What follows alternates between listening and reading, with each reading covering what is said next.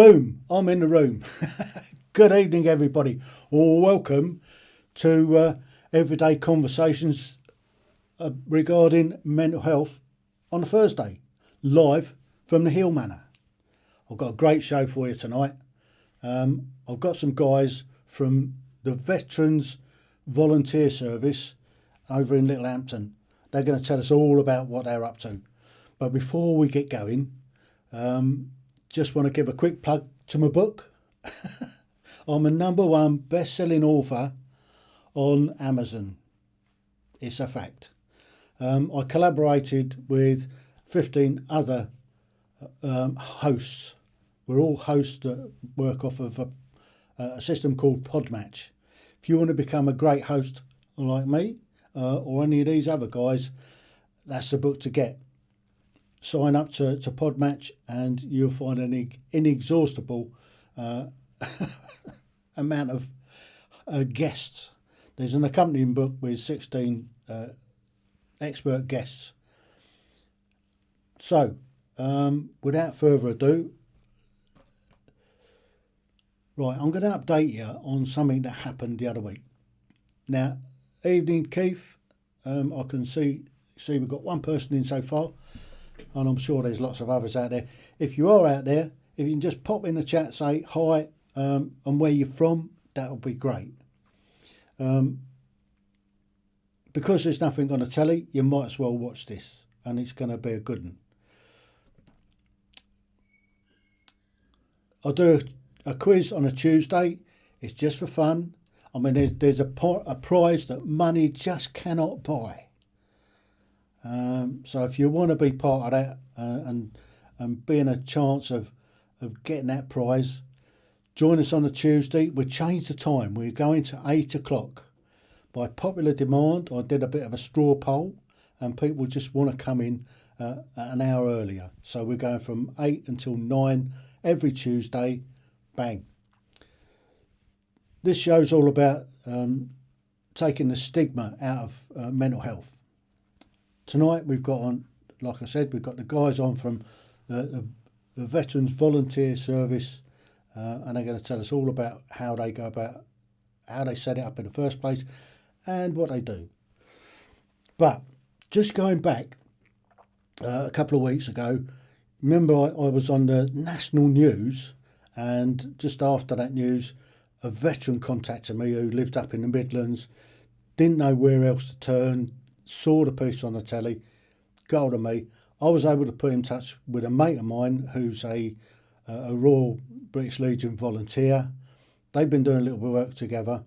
I had a call from my mate the other day saying that he's struggling. It's a little bit out of his depth. Did I know anybody else that could help?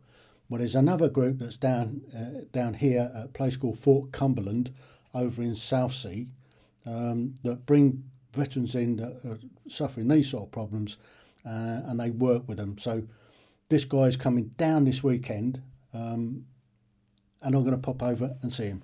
But this was a news item. There's a little bit of blank in the middle because there's some graphics that were taken out for some reason, but this is a news item. This week we're going to talk bereavement. Tim Heale was a soldier for 44 years. Now he presents a podcast dealing with veterans' issues. His experiences in Iraq and Afghanistan led to him seeking counselling from his GP. I found personally it was a complete and utter waste of time because, yes, the counsellors were really good, but they just didn't understand what I've come through and they weren't really able to help. That need for specialised help for veterans led to a specific question being added to last year's census. Now the results have been published, we know there are 1.85 million ex-servicemen and women in England and Wales. Crucially, we also know where they live. It's really important to know the number of veterans living in the country so that we know where those people are living, what their needs are, and that the local authorities in those areas can provide the services and meet the needs of those veterans where they're living. When they retire, veterans often prefer to stick to where they've previously been based. It means there's still a support network of former comrades. This group meets regularly near Gosport on the south coast, with its links to the Royal Navy. We walk around towns and things like that and you bump into people that you serve with, and have a good chat and things like that. It is still very much a naval community, this area. But military service often teaches self-reliance, meaning some are reluctant to seek help, even when it's needed. Most people in the military are very proud. It takes a lot of courage to take the first step and step across the threshold asking for help. Once people do, it's absolutely transformational, because we've, not just us, but other charities there to help people, and I've seen lives changed in the course of a very short period of time. The message on the eve of Armistice Day: you may no longer be in uniform, but you're not alone. Ian Woods, ITV News. So there you go. Off the back of that, I know of one veteran that we're helping. So it does work. Getting the message out there, it does work, and we are able to look after veterans in our community. And that's what that group's all about. It's all about looking after veterans, not necessarily veterans with problems, but veterans that just want to be part of that brotherhood that we all served. So getting on to tonight then. Right, tonight I've got the founder of this group. I'm going to play you their ad on how they set up and all the rest of it. I think this was off the news, that they had a news piece for them. So this is what they did. Hello, I'm Gary Hart, founder of the Veterans Volunteer Service. I'm here to talk to you about one of our initiatives, the Fit and Feed.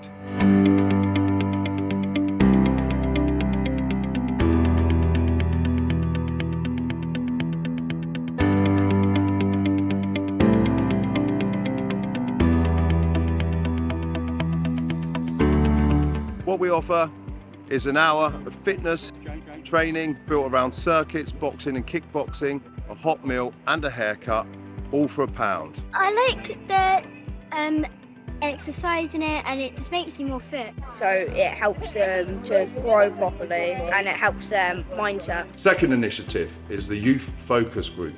The Youth Focus Group is veterans volunteering their time and their skill sets learnt in their chosen corps or regiments. For instance, car mechanics, emergency first aid, cyber security, and again fitness. This is to make a more resilient community, building strong youths with a sense of pride in their community. It definitely keeps us out of trouble. It's somewhere to go, other than getting ourselves into trouble. My son has been to every single one of these. His confidence has gone through the roof since he started. He's not as shy.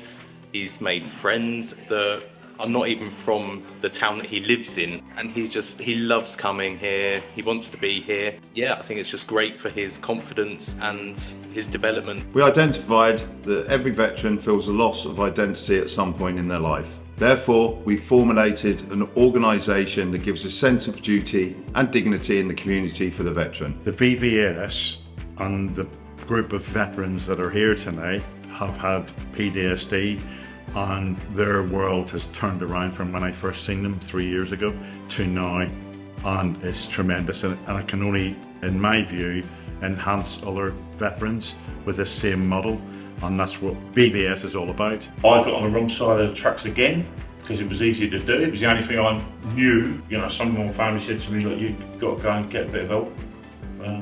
I did. And I'm really grateful that I did. He's completely turned his life around from his experiences. So it's just a classic example of doing the right thing and moving on. Oh, well, Fit and Feed, I think, is a great initiative. I love seeing the kids really enjoy themselves with their fitness, and also with the hot meal afterwards as well. We prepare it at the church, and it's just a really lovely sort of community spirit feeling. Everyone gets involved, and I love Fit and Feed, yeah.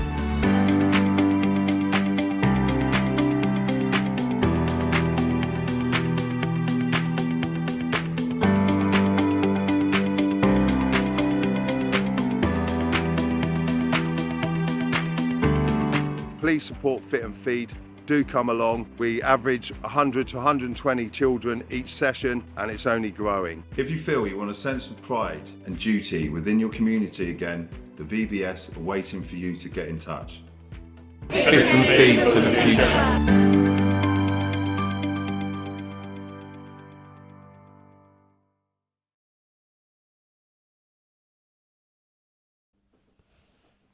Boom. Welcome, Gary. Good evening, how you doing? I'm good. That caught me on a hop slightly. Welcome. Thank you for just say a quick couple of highs. I can see Keith's in and Nick. I also saw Catherine's in on Facebook, but it's not coming through. Okay. But there you go. So we know we've got some people watching. So anybody else is out there watching, if you're watching on YouTube, just pop in a hi in a chat, and if you've got any questions, pop a Q before it, and we'll try and answer your questions as we go through. So, Gary, you set up Veterans Volunteer Services. Tell us all about it. Yeah, exactly. So basically down in Littlehampton, and I suppose not indifferent to other areas in the country at the moment, we have organisations such as Armed Forces Breakfast Clubs. This helped me in my transition to adjusting to civilian life, really.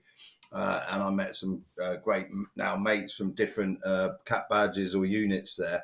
And this was very much the first start of what led on to become the Veterans Volunteer Service.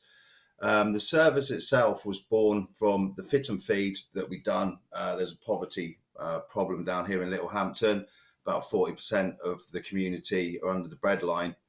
And we took it on ourselves as a duty to not only present ourselves with a sense of duty again, which helps with that lost identity which so many veterans have to deal with at some point in their life after leaving service. But it's also provided like an active role within the community, so a very dignified sense of duty to challenge that poverty. So the fit and feed, as you've seen from the video, really was based around fitness, a hot meal and a haircut all for £1. And we started to get lots of interest from the community itself, and then the BBC News, and then other counties and stuff like this. And an incident happened outside the front of the gym where we run a martial arts school as well. And this was local youths and a local businessman, and there was an assault, an attack. And the businessman approached myself and he said, I want to turn this into a positive because the community is very much in need of something that can be good news, even after something as catastrophic as what happened. So what we done was we put our hearts and minds head on, classic hearts and minds like I'm sure many veterans have seen in all sorts of operations, myself, Afghanistan and Iraq. And we implemented that model in our own community. So we set up the youth focus group. What this is, it's not cadets. It's not a classic youth club where everybody goes to drink fizzy pop and sort of play pool or whatever.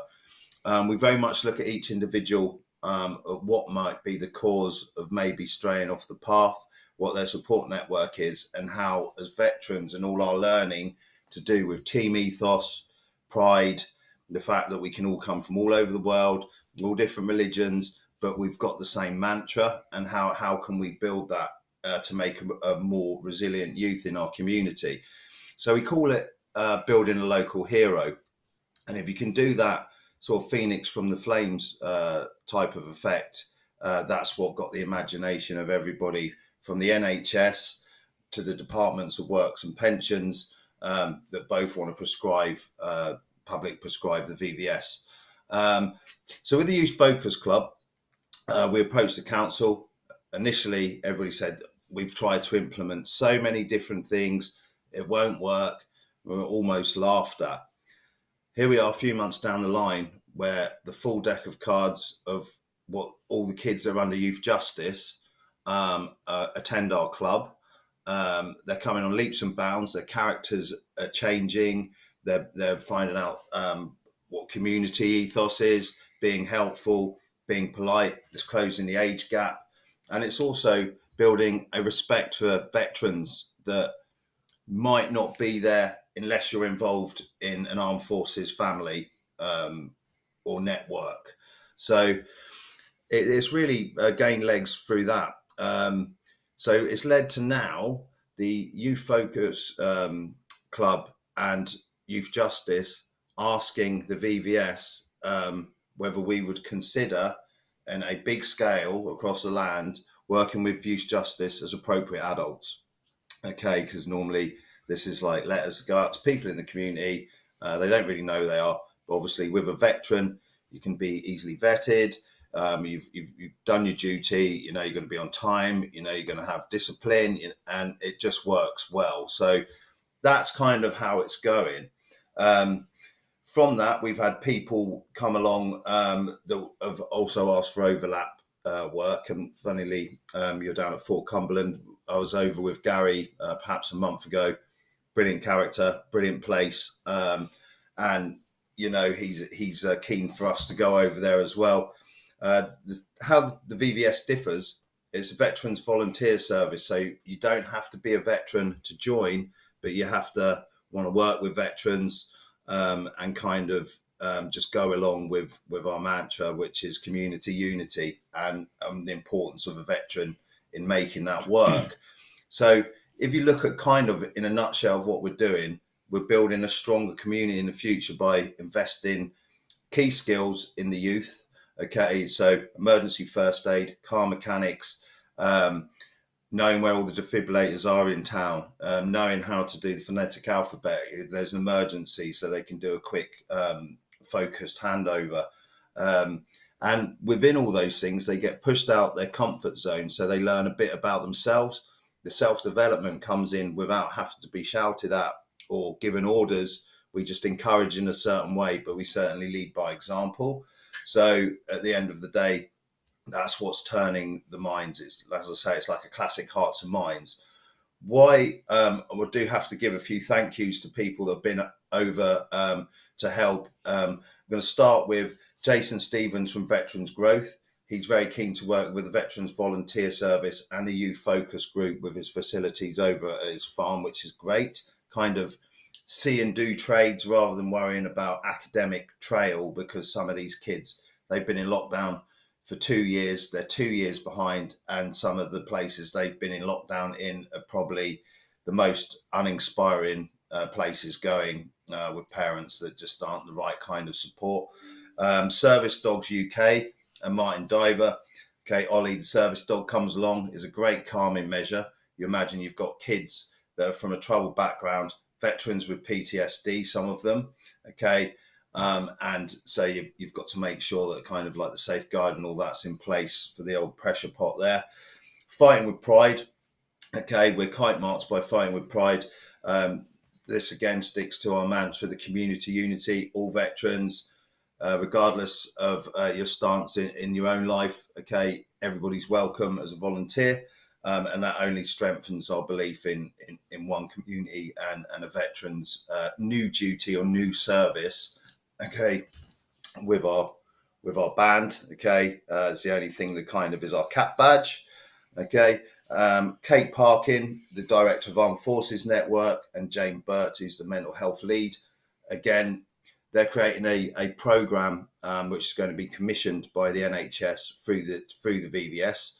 This is for two different reasons. One is statistically, and all the way up to the level of TILs are in absolute agreement, that this service that we do is helpful along anybody that should be going through any form of treatment for anxiety, depression or PTSD as a veteran, and also as a saturation period as a service leaver. It'll be a good way to learn to work with civilians, to find your feet again then from hanging up your guns, as it were, and also still keeping you that sense of pride in your duty, which is installed at us from day one. Also like to thank the Armed Forces Network, Sussex, Kent and Midway.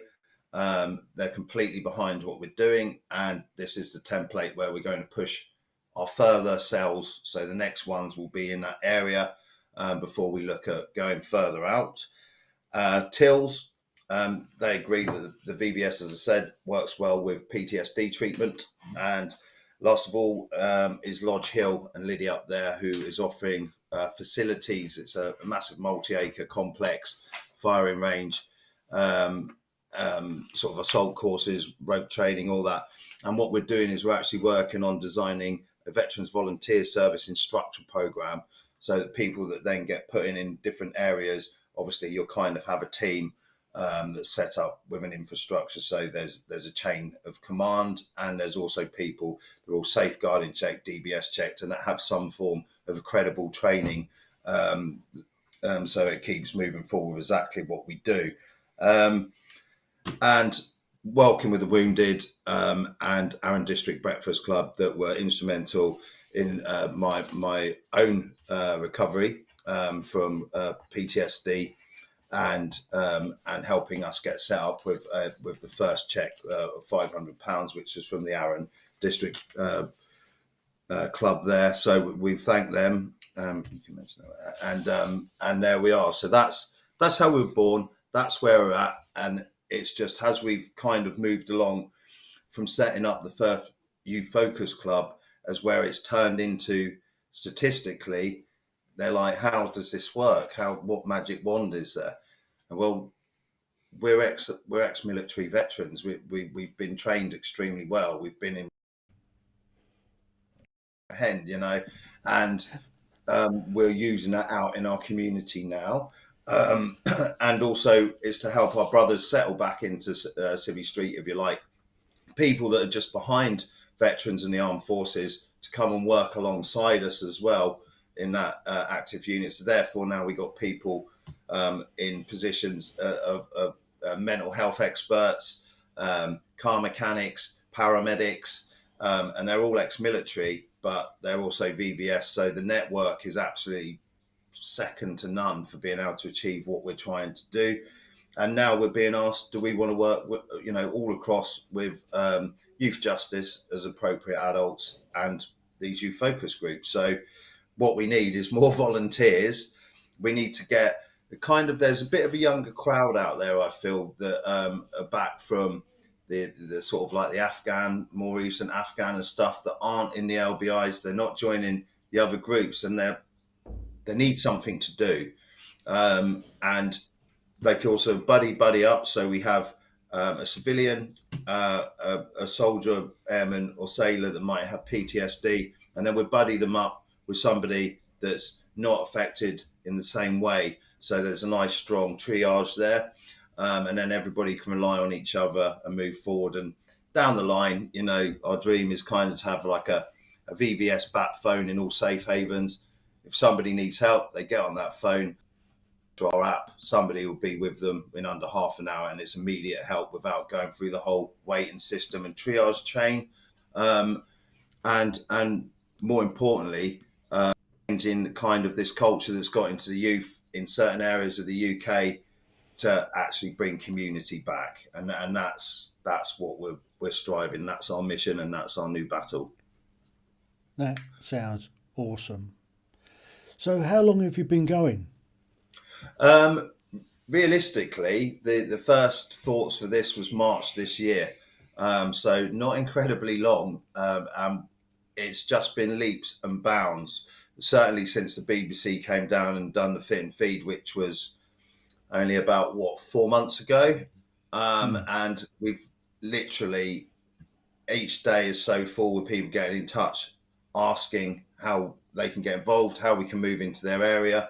But at the moment, we're still in the phase of recruiting to be able to do that, and then getting everybody down to Lodge Hill and having a more of an in-depth talk about the training program and how everything's done. And to be honest with you, we kind of monitor vetting as well in certain areas.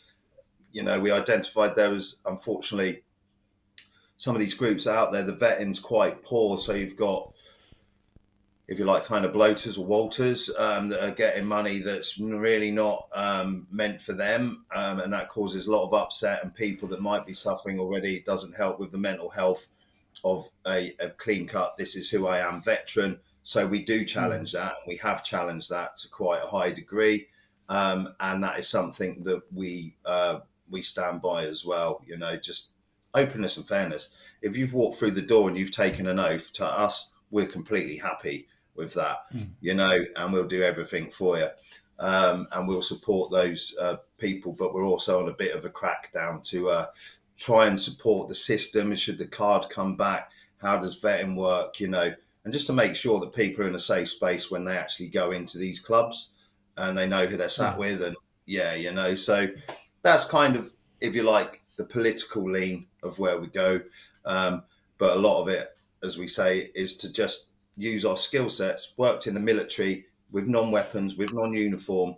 But what makes you all go out the door together? You might be from South Africa, from all over, from Fiji, whatever, but your brotherhood's there, your brother and sisterhood's there, and that's what we're doing. So, I mean, it's fairly easy to get the vetting done nowadays. I mean, it's all done online, and you're checked out, and it comes back within a matter of weeks. So so for anybody that wants to volunteer, that they can go online, they can get the vetting sorted out. I don't know what it costs nowadays. I don't think it's a huge amount. So it's only a few quid to get your security vetting done. That's it. And we literally, we're at the stage now. So we'll be working from Littlehampton up to the Polborough area. So West Sussex, we're in dire need of people that might be sat there think, I really want to do something, but I want to do something active. Then please come and see us, because there's plenty of people out there that need the VVS. And the original 7 was great. We've got much more now, but we still need more, So from wherever you are in the country, wherever you are, get in touch if you think that sort of role is for you, and then we can start building the cell up and around those areas. Interestingly, what I have forgot to mention is the C of E. Okay, so we do work in churches, and the reason we do it isn't necessarily, and I'm not getting involved in a faith conversation here, it's because there's a lot of buildings that are left redundant, okay? And they are still there and can be used in line with the policies and stuff of the C of E, without it actually being a practicing church, but still in the mantra of kind of what they see should be happening. So at the moment, we've been moved in now to St James the Great Church in Littlehampton. So, for instance, where the winter's coming in, they have a community fridge there.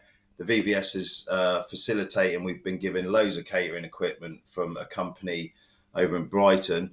And what we're going to be doing is a soup kitchen and hot potato, a bit like the old Spud, you like, remember, good half decent nutrition meal, okay, 50p. So you don't have to sit in the cold, but it's next to the community fridge.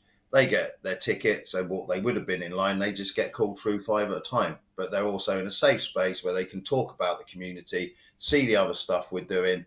For instance, we've got Barry, who's the ex-Windsor Piper, Windsor Castle Piper, who's going to be running a bagpipe workshop, and then we're going to be showing kids how to build bagpipes and hopefully build a bagpipe band. You can keep that down there. Yeah, but that is exactly, but that's it. We are different and off the wall, and that's the whole point of it. I think that a lot of civilian groups that do all these charity things are finding a new strength from the VVS, and that comes from being service personnel, and the veterans are finding the strength in their troubles with like PTSD and stuff like that, because they're actually doing stuff in the community as well, that all those grounding things that we're taught to do when we go through our treatment and stuff, you're constantly more kind of in positions like that where you have to put them into use. So it's like going to an actual gym to work your mind as well as being given the tools to do so.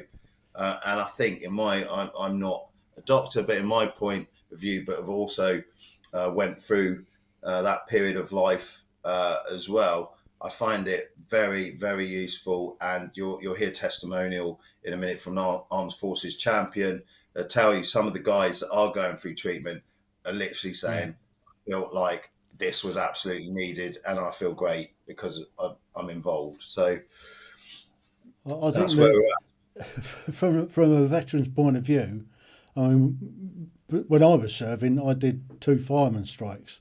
So any time that the government's in desperate need of calling stuff out, it's always the military at the first top of the list. I mean, at the moment they're talking about mobilising the army to go and sort out the nurses' strike. But that's right, yeah. We had a few years ago when I was in London as a welfare officer, they called out, they a whole company of Coldstream Guards, number 7 company, got drafted down to what was it, Catering, with a flood down there, filling sandbags, and it saved the sort of valley from getting flooded. So any time that there's a crisis, they just call in the military. So we used to be called in to do civilian work. So I guess that's where you guys are scoring big, because you're used to going into helping out the civilian network to start with. So yes, and that's a very good point, and it's not too far removed from that.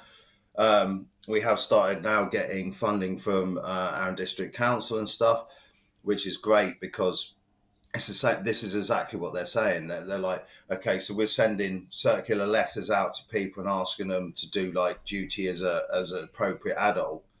Don't really know how reliable that person is and stuff, and would there be legs in it to make it an actual service provider for that role? And we're like, absolutely. But not only that, beyond that, we're training up first aiders in local community. We're training up people when there's a crisis can turn out, and you've got a local kind of crisis force, all built from building local heroes through the youth focus scheme.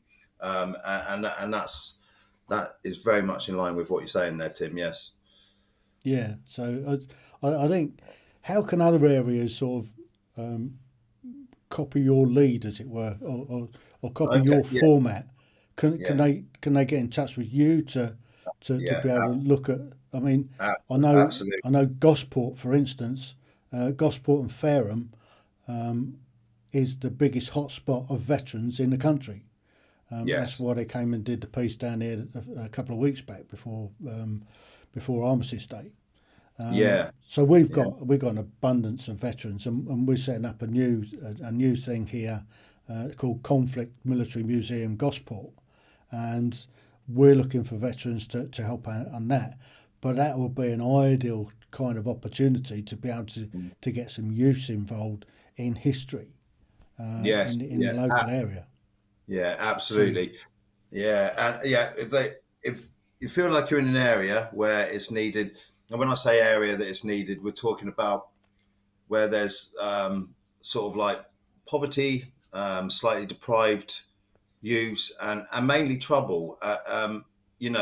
Let's not mess about it. We're literally improving people so they don't go down the county lines drugs problem as well. And that literally the first youth focus, these are individuals that they thought you'll never get them all in a room. And we've had 100% attendance.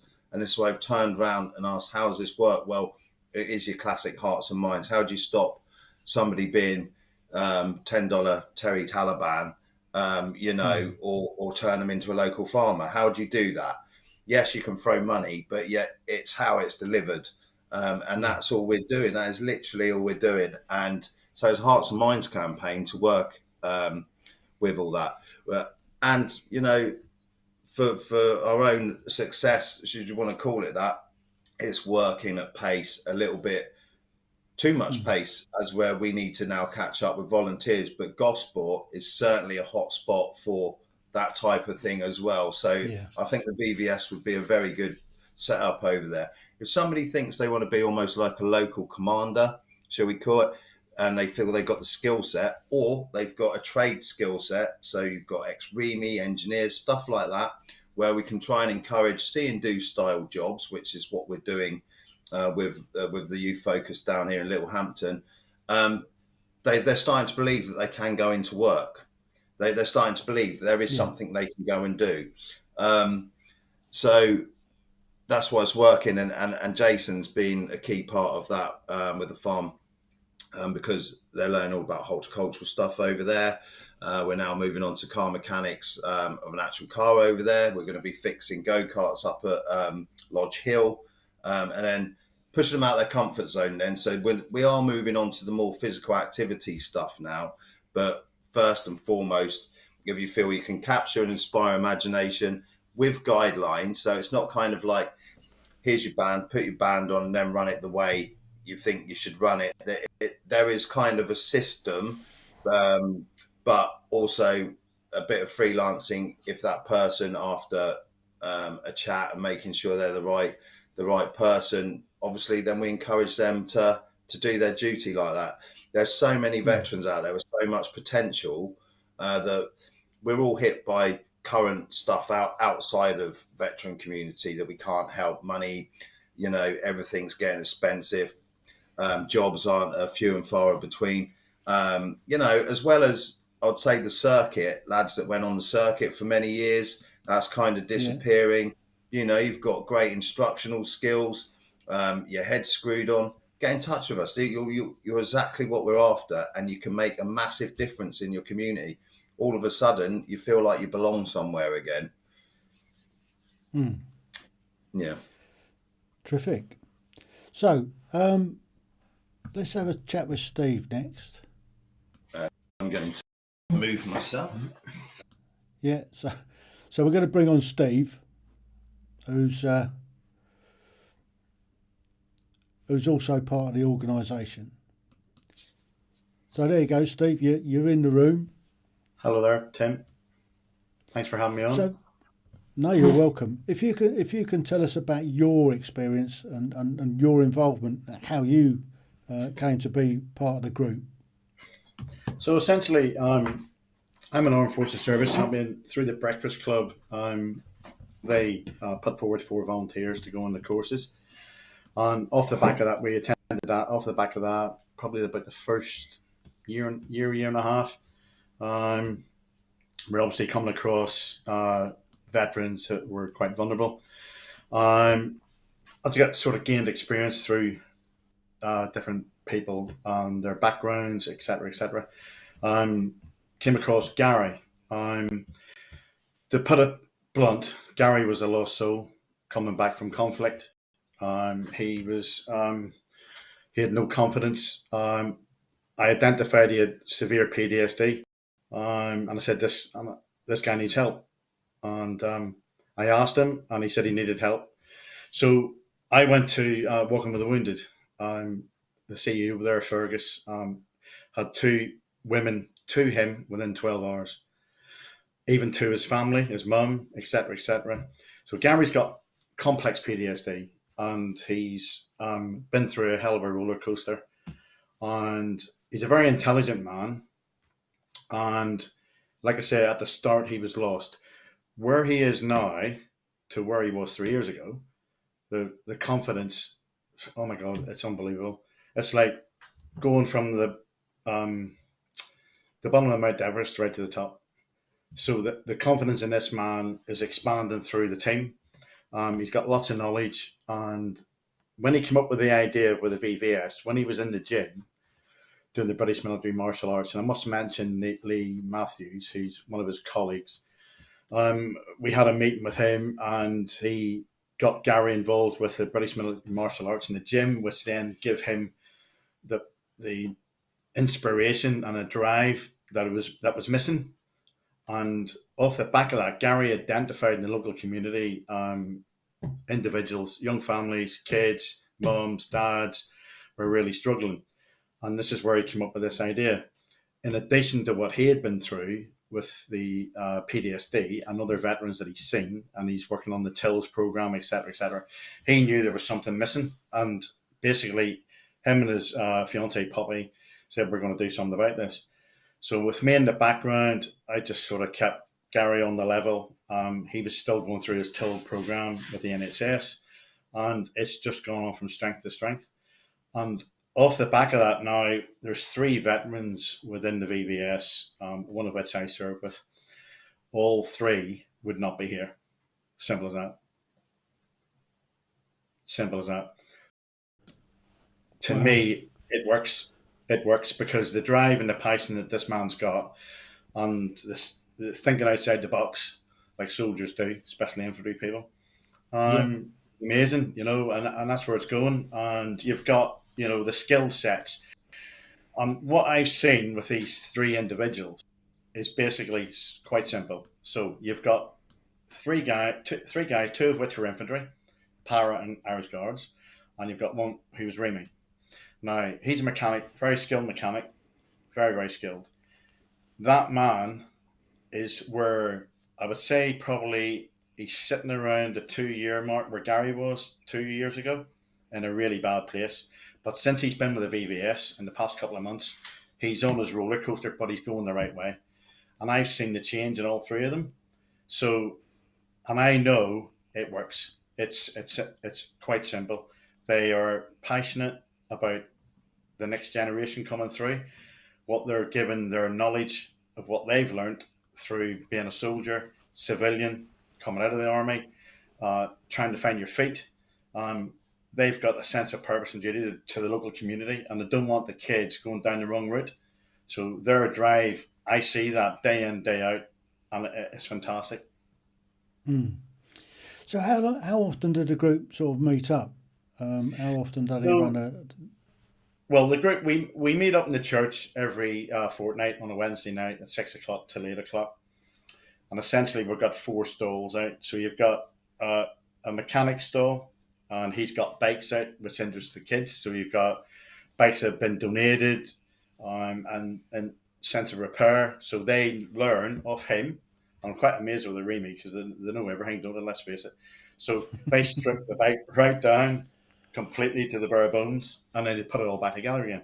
So they've got 6, 7, 8, 9 kids all working on 2 bikes, and they're all working as a team.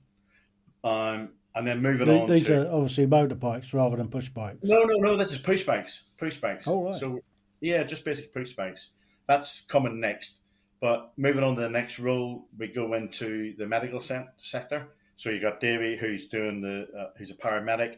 He's got all the life-saving skills equipment on site, and he's instructional medical to the young kids. Now, as an example, what we said to them, there's 3 young lads who are 11, 12. And what we said to them, what you've learned in the past 6 weeks, coming up 8 weeks, with the medical instruction, there's not a lot of kids your age around this community that can do what you do. And one of them's got autism. And the passion and confidence that they have, they're getting stuck in, they're doing, normal NSPs basically straight in, and they're doing it. But the first 2 weeks, they were really nervous, but they've realised now the veterans have got a lot of knowledge and instructional sense. So that's coming through in them, and it's just expanding. So we have a bit of a banter going around that the young kids who are only 11, 12 have got more experience to save lives than actually the teenagers who are 16, 17, just working on bikes. So it's quite funny. But they work together, and it's really good. And when do you do the fit and feed? How often is that? Well, the fit and feed is essentially on a Friday night, and that is on a fortnightly basis. So you've got the changeover. So we meet in the gym where the British Military Martial Arts is at 6 o'clock, and again that goes 5 o'clock, 1700 to usually about 1830, 1900. And the uptake in that was, oh my God, it was unbelievable. The kids, the mums just want their kids to be dropped off and they're coming back out, and they're all inspired. They've got passion. They're getting into their fitness. They're being taught self-defense. Now, there's one kiddie in particular, Gary, I've noticed. He's got autism. Now, he went to Portsmouth, and that kiddie had no confidence from all the instructors, and he's gone with leaps and bounds. He's gone down to Portsmouth, and he's won a fight. Blimey. And he's quite good at martial arts. So he's coming back, and then you got a lady, I think she's from Denmark, she's ex-military, and they're in the video with her husband, and their son had no confidence whatsoever, and it's completely turned around. So the model that Gary and Poppy has within the gym network, and then working out outside of that into the local community, it's brilliant. Because how do you put it now? The other night, this guy came in, and Gary did touch on it earlier, but the bottom line is this guy walked in and he was expecting absolute chaos. Absolute chaos. And he walked in and he's standing in the corner and he's got his arms up like this and he's looking around, and all the instructors are doing their bit. All the rest of all the kids are all doing the bikes, the medical stuff. Oh, in addition to that, they're actually learning to cook. So they're in cooking a meal for us at the end of the night. So we'll sit down and have a roast dinner and about 4 tables. So there was about 18, 19 of us all around having roast dinner, which has been cooked by them. And this guy stood here and he's just going, he said, I can't believe this. What have you done? And Gary said, this is the hearts and minds where soldiers are trained. That's it. And he said, well, these people, they don't like the police, they don't like the justice system, they don't like the probation, the school teachers. You know, when they go to school, they're latchkey school kids going to school, they go in and you can leave and all the rest of it. But the key thing is about the Veterans Voluntary Service, which Gary and Poppy have set up. The key thing is these kids keep coming back. Yeah. And not. And I think that's the thing. That's the sort of stuff that we learn in the military anyway. Well, it is, yeah. It's those core values and standards that are drilled into you from day one of being in the military. It's the respect for others. It's the courage. It's the self-discipline. All of that good stuff. And it's just if a group like yours can do that with disaffected youth in your area, then we can get veterans to do it in other areas where we have the same problems. Absolutely, it's twofold. It's helping the kids in the community, which is then potentially reducing crime, knocking down the county lines, as Gary alluded to earlier, with the drugs, and all that sort of thing. And then potentially, we're not a military driving them down the military route. We're giving them knowledge. There could be good soldiers and sailors and airmen in there, but it's up to them when they leave. So the point is, when they're coming in, 4 to 5, 6 years' time, these kids will be, they're 11, 12, 13 now. They'll be in a much better place. They'll have more confidence. They'll have a lot of stuff on their CV that they've helped with the local community. So it's only going to benefit them and their family. And lack of, the police won't have to get involved as much because there are less crime. Simple as that. I mean, that's one of the main key factors in the whole thing. Yeah. Is there's lots of. Round here we've got 2 Army cadet units. There's a Sea Cadet unit. There's an Air Cadet unit, all within Gosport here, and they're oversubscribed. All of those units are oversubscribed because kids want to go and do something. But then you've got the other side of it, the kids that can't get in, stuck on the streets. Yep. They're just the ones that you need to capture and stop getting into mischief in the first place. And absolutely, and with the veterans as well. Yeah, absolutely. Yeah, and veterans. For a veteran to get involved with something like this, it's maintaining the skill set that you've got to start with, and it's also meeting up with other veterans. I'm part of a few veterans groups here. VOS, which is the Veterans Outreach Support. I was there this afternoon. There's tea and stickies in the afternoon. Next week is the drop-in centre over at the Royal Maritime. We've got another group that I go to before that, which is the Buns and Banter, and that's just for veterans to meet up and have a bit of banter and a cup of tea and a bun.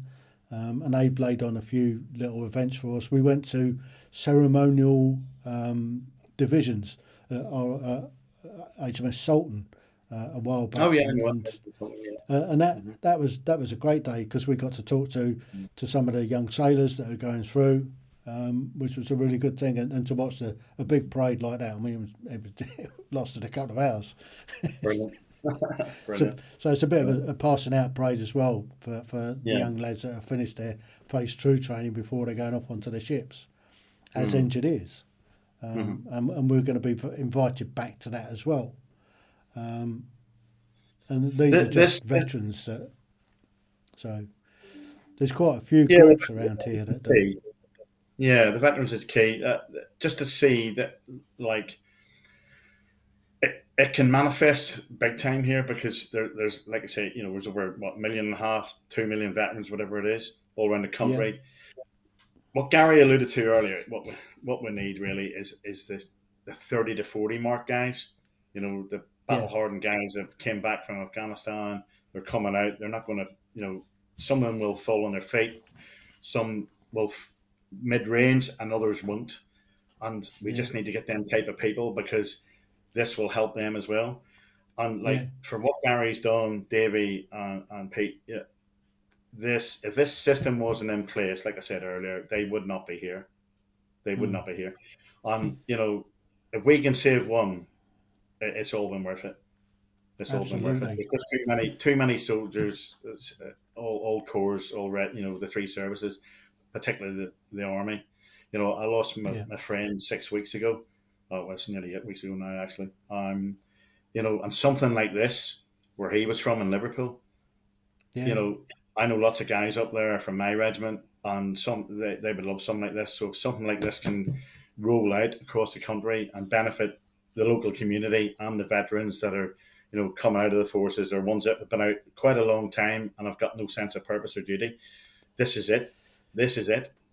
This is why it keeps. Absolutely. I mean, I'm in a fortunate position that because I do this show every Thursday, and it's talking about mental health, and I kind of refocus, I tend to focus more on veterans' mental health problems than I do sort of the general public, but it does spill over, and if I can get just one veteran saved, then it's worthwhile. And I think this what you guys are doing is a terrific thing, and if we can push this out and get more areas where veterans are involved, then I think we'll go a long way to making this country great again. Well, Gary's got complex. He's got high-end PTSD, and he's been on this program for quite a long time. And they are very, very knowledgeable people, and they have got him to a place which I've witnessed in 2.5 years is absolutely tremendous. And whoever set up the app and the tills, the NHS, should be knighted, because people like me and others that do what we do, we wouldn't be here if it wasn't for them. And then they would doing our job, and Gary and a lot of others wouldn't be here either. So the system works, and that's why tills now in the NHS have got involved with Gary with the VVS. So it's clearly working, and this model is definitely going to go. It's definitely going to go. But we need, I can't stress this enough, we need more guys, 25 to 30 to 40. They're the key people. Yeah. And the reason I say that is the age group that we're dealing with. The 16, 17, 15-year-olds, I'm just turned 60. They look as just a boy then. yeah, exactly that. Yeah. But if they've got somebody just a wee bit older than them, it's like the football team and the rugby team. You got the new boys coming in and the older ones, and they always listen to them, but they don't listen to the really oldie ones, do they? So that's the point. We need these young X-fighters, young fosters. Exactly that. Yeah. But it's been a hell of a journey, an absolute hell of a journey. Yeah. Should we bring Gary back in then? Yep. So we're going to get Gary back in, and we'll see how he's getting on with it. So you're back in the room, Gary? Hello. Yeah. So and Steve's he sung a lot of other people's praises there. I'm going to sing Steve's praises here as well, because I think for the VVS, ideas and that all day long, but there's a glue that holds things as well, and that's exactly what Steve is. So it really wouldn't be there without him as well. And also, I have to say, it wouldn't be there without Poppy as well. Poppy Gold. Yeah. She's been through. It's not hard to live with somebody who's got military PTSD. Okay, and they bloody deserve their own awards, But again, this is why the input of home life, all that sort of stuff, we put it into practice. You can sit there and go, oh, I want to do this and it'll help. And like, sometimes it's a bit like we're shirking it off till tomorrow, and then we repeat it again and we shirk it off again. I had to put my money where my mouth was, or else I was going to lose the best thing I've ever found. So, yeah. Well done, boy. Yeah. Well done. Yeah. So moving forward, then, how can people use your model in their areas? So, okay, a few things you need to look for. One is ideally a redundant church that needs to have some community in it. Okay, because then you build a hub. You've got your bastion. Okay. Yeah.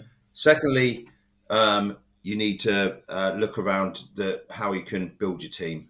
Okay, because you need people to turn out. It needs to be consistent. It's hard graft. You need to have quite thick skin, and you just need to be there no matter what the weather.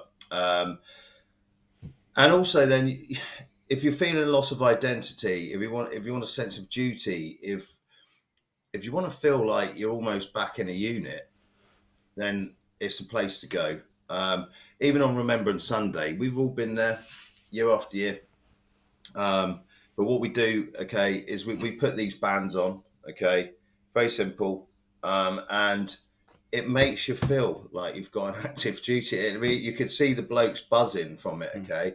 And what we also help do with that is the veterans that might find it really, really hard to go to things like that because of their mental health state. We buddy them up with somebody to basically support them through it.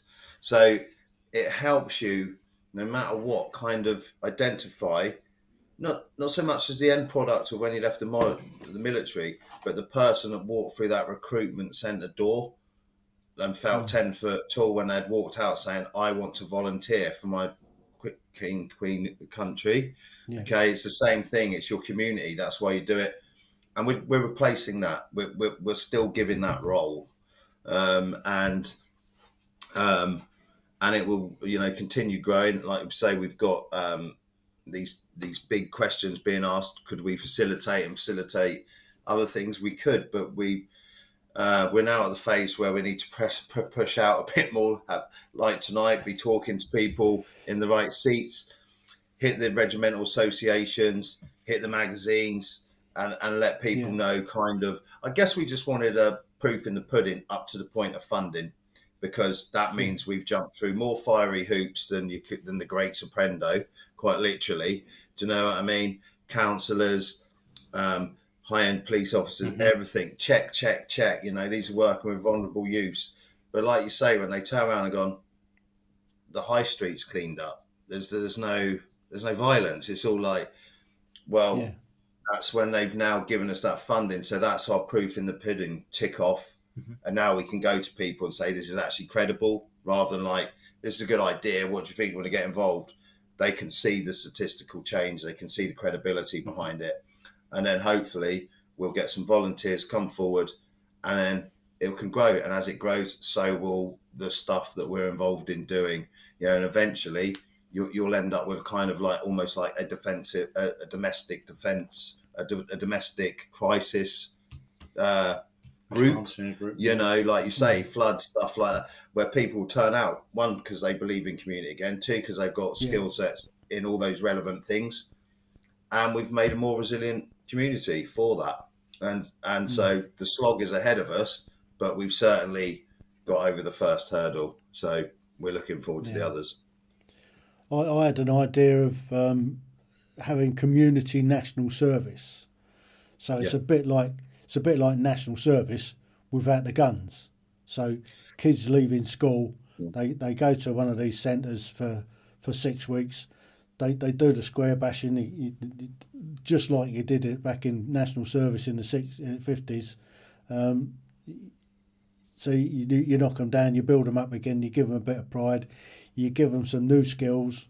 They have a week off, and then they come back, and then they go off and do a community project for 6 weeks or something.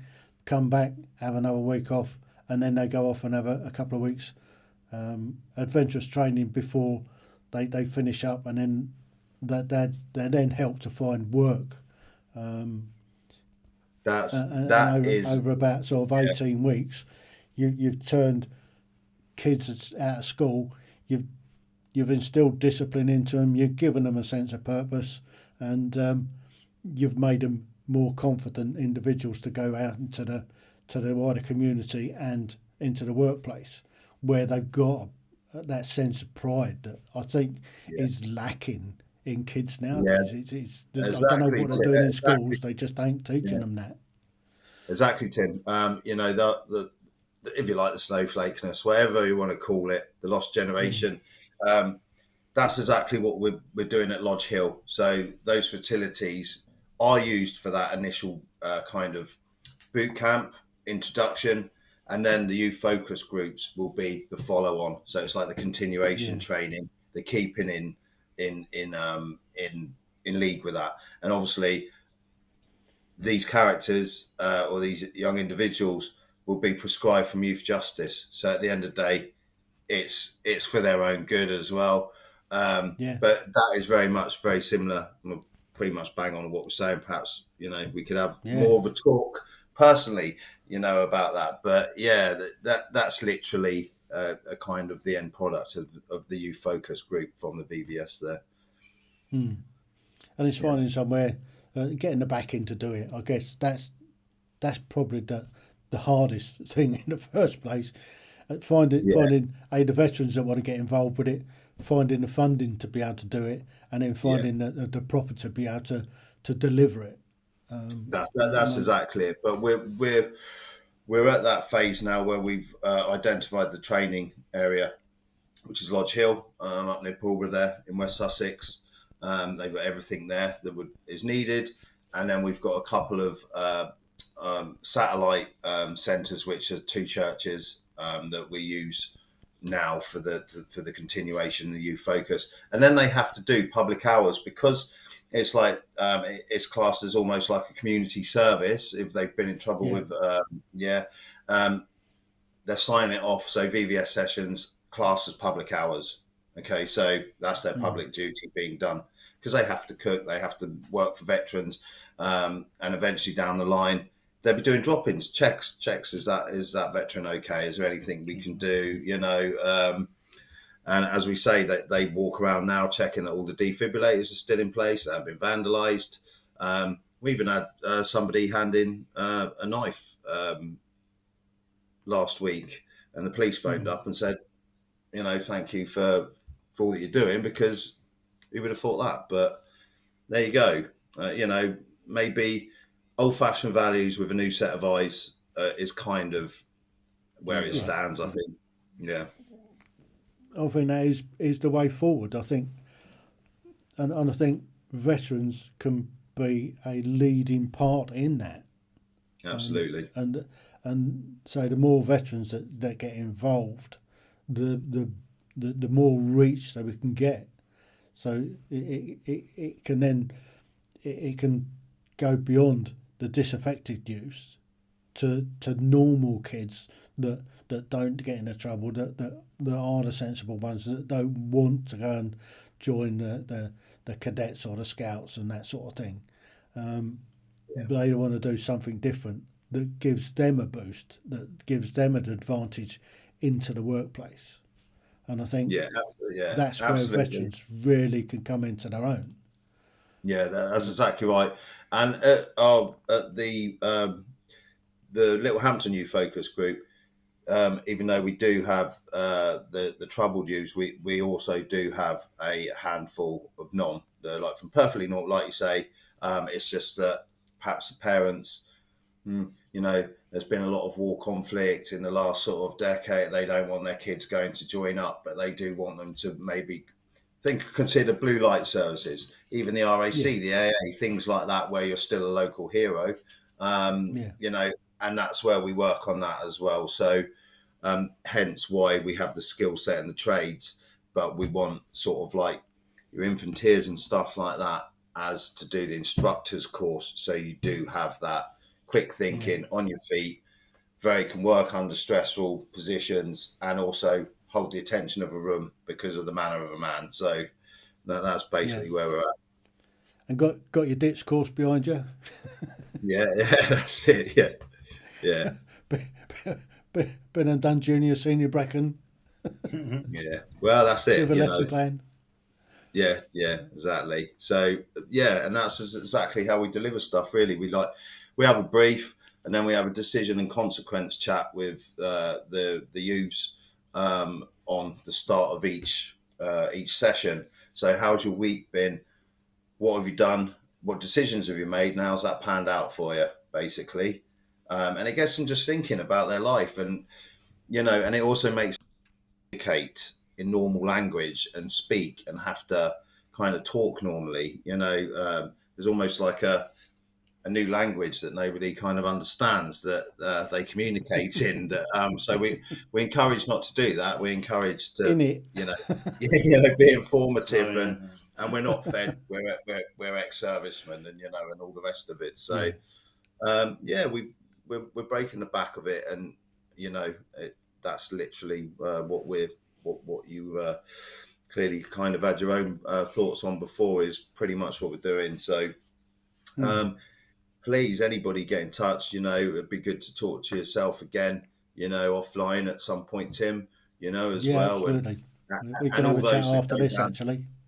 Lovely. And all those that go down to, and all those that go down to Gary, you're going to meet one of the most colourful characters over at Fort Cumberland you're ever going to meet in your life. Absolutely brilliant, but seriously, great setup over there as well.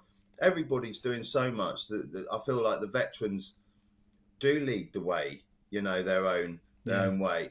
But I think the more we can do that shows actual stats of involvement to do with veterans' work, then the policies, the legislations will be held stronger.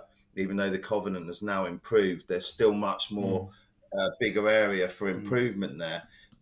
Where down the line, you've got Johnny Mercer, that's great doing that, but maybe perhaps there should be a veteran seat that's held, and no matter who's in place, that is still held. Just one seat. Stuff like this. But we've got to keep convincing the people that, are completely different from us, completely different, that this is why it works. And we'll continue to do so. And then being a veteran will be exactly what it should be, as high regarded as a serviceman. Instead of put at the back of the queue. That's it. Or the mad and bad, and because of PTSD and stuff like this, it's completely not that.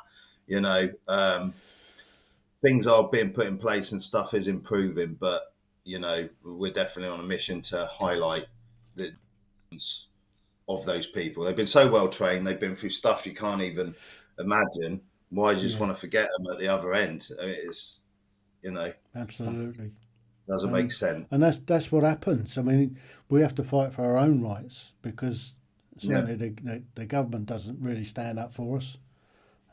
You've only got to look. I saw a news clip the other day from Blackpool. They're turfing people out of hotels to put in illegal migrants into hotels, and there was a couple of veterans there that living on the street in Blackpool that just aren't being looked after.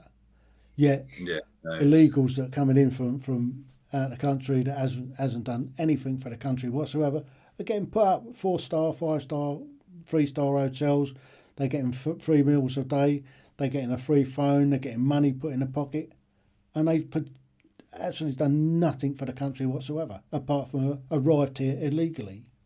I know. So if I was a veteran on the streets, I'll be jumping on a truck to get over to France and coming back on a dinghy.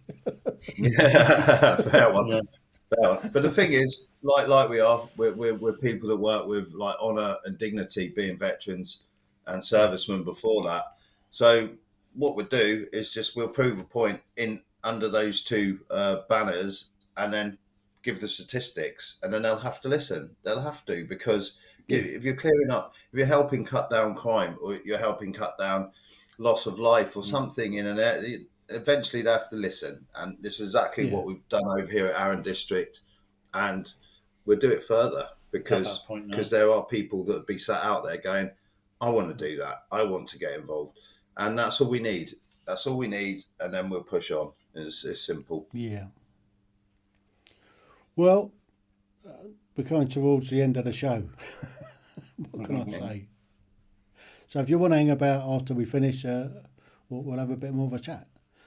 Okay. So for now, I'd just like to thank Gary and Steve for coming on and sharing what they're doing down in Littlehampton area in West Sussex there, which is awesome. I mean, what they're achieving is something amazing that I guess only veterans could do.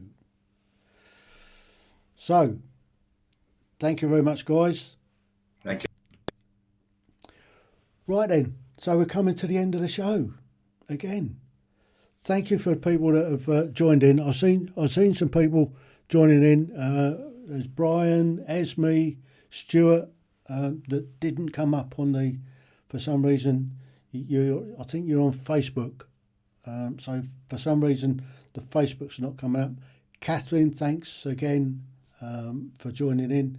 Nick, yes, certainly we've got given some fantastic ideas from Gary and Steve there that I think we can go forward and have a chat and see how we can get youths involved in the Conflict Military Museum Gosport.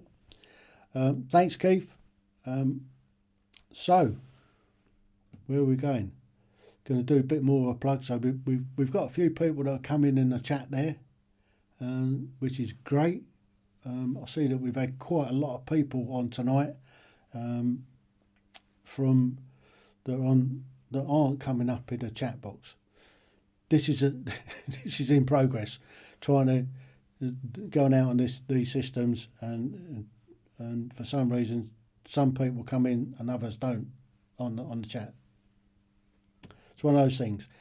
So before we go, if you'd like to support the channel, you can always buy me a coffee. There's even a QR code for it. There's you can subscribe to the channel, which is great. And if you click the bell icon, you can get notified every time I go put up a new video or go live. And if you can give us a thumbs up, give us a like. That always helps. And spread the word of what we're trying to do. I go live every Thursday at this time from 7 till 8:15, and we have guests on every week, and we have a terrific story. So there you go. Without further ado, don't forget Tuesdays. We've got the fun quiz on Tuesday and fun facts. That's always worth a good laugh, trust me. This coming week, I think we've got a Christmassy theme. So get your Christmassy things into your head, and it'll be a good one. Now we're going at 8 o'clock on Tuesday. We changed the time by popular demand. We've dropped the questions down to 25. 30 didn't quite work. I was rushing it too much. So 25 questions and 10 fun facts on a Tuesday. Thursday, we're back next week with another show, and we'll go from there. So thank you for joining in. Thanks for being there, and spread the word about Veterans Volunteer Services. It's a great thing that they're doing.